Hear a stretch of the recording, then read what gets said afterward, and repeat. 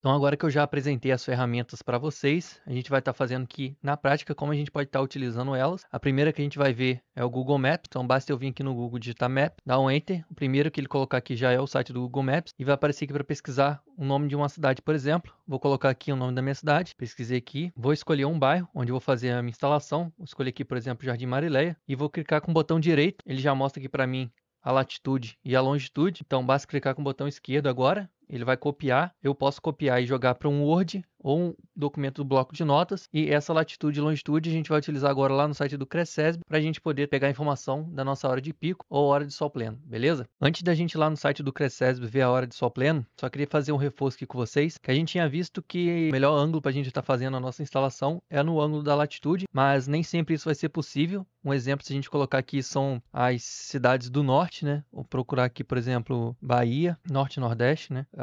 Pegar uma cidade aqui qualquer, pegar essa aqui, Wagner. Então, se eu for aqui nessa cidade, por exemplo, e colocar para pesquisar a latitude e longitude, clicando com o botão direito do mouse, repara que ele vai colocar um ângulo bem baixo da latitude, ou seja, 12 graus, e esse ângulo não é um ângulo muito recomendável. A gente tem que fazer a instalação pelo menos acima de 15 graus, por causa da temperatura. Então, em cidades aí do norte e nordeste em que a latitude é muito próxima, né? O ângulo de latitude é muito baixo por causa da proximidade com a linha do Equador. A gente acaba fazendo uma instalação com um ângulo um pouco diferente da latitude. A gente passa, vou pegar aqui, por exemplo, Fortaleza para poder mostrar para vocês. E a latitude aqui, ó, ela é 3 graus, então imagina a gente fazer uma instalação com 3 graus, se torna inviável por conta da temperatura, né? Acaba aquecendo muito as placas e abaixando bastante a eficiência do nosso sistema fotovoltaico. Então, nessas cidades mais do norte e nordeste, a gente acaba fazendo uma instalação no ângulo limite ali mínimo de 15 graus. Isso para a gente poder também, além do caso da temperatura do aquecimento das placas, também por conta da chuva, né? A gente acaba aproveitando a chuva para poder fazer a limpeza dos módulos. O módulo a uma altura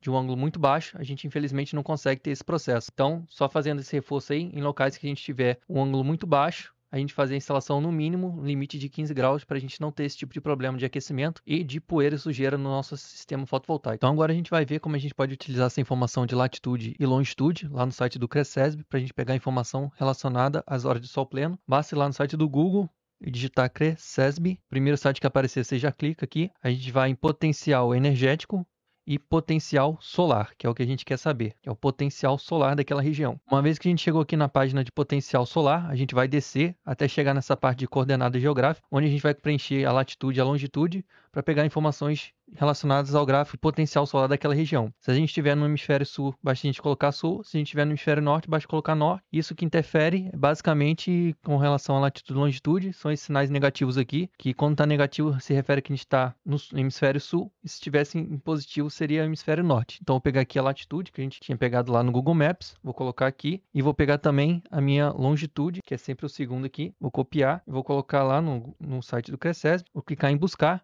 e já vai aparecer aqui para mim vários gráficos representando qual é o potencial solar daquela região. Então, naquele cálculo simplificado que a gente utilizou lá, a gente pegou essa média aqui de 4,78, o potencial médio, né, dessa região no continente. Então, aqui ele mostra no continente, mostra também nos oceanos, mas o que interessa aqui para a gente basicamente é esse aqui.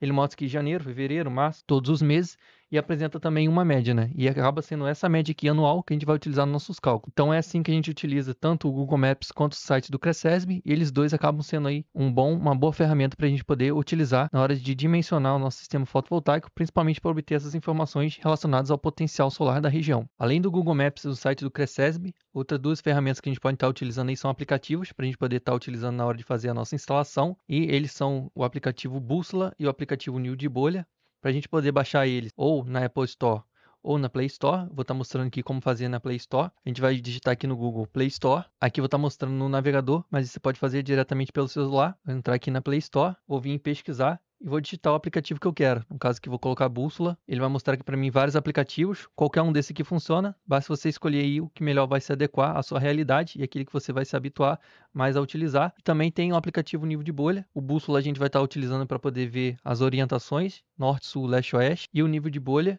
a gente vai estar utilizando para poder fazer a angulação dos nossos módulos fotovoltaicos. Então, basicamente, são esses dois aplicativos. Além disso, a gente também vai ver o Google Earth e como a gente pode estar utilizando ele para poder facilitar a visualização da onde vai ser feita a nossa instalação. Então, para finalizar essa parte de introdução aos aplicativos, vou colocar aqui Google Earth para a gente poder visualizar como a gente pode estar utilizando ele também. É uma ferramenta bastante interessante. O primeiro link aqui já é o Google Earth. Clicar, abrir o Google Earth, esperar ele carregar aqui. Uma vez carregado, a gente vai clicar aqui no ícone de pesquisar e vai pesquisar para uma cidade. Vou colocar aqui um exemplo, o exemplo que a gente já estava utilizando. Clicar em pesquisar.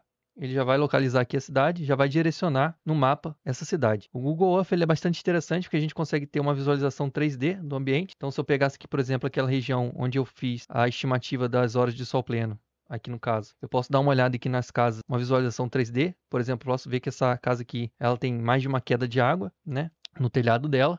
E quando acontece isso, a gente vai utilizar sempre o norte dos telhados para poder fazer nossas instalações, por ele ser mais favorável. Mas no caso, se a gente tiver que fazer a instalação em outra orientação, a gente vai estar utilizando sempre um ângulo mais baixo. Os ângulos mais baixos são sempre mais favoráveis quando são direções contrárias ao norte. Lembrando sempre que a gente tem aquela angulação mínima de 15 graus, então vamos respeitar essa angulação por conta do calor, da temperatura e também por conta da limpeza dos módulos, para a gente evitar manutenções desnecessárias. Então vou colocar aqui o boneco aqui para a gente poder dar uma olhada nessa casa. Aqui já vou ter uma visualização real, né?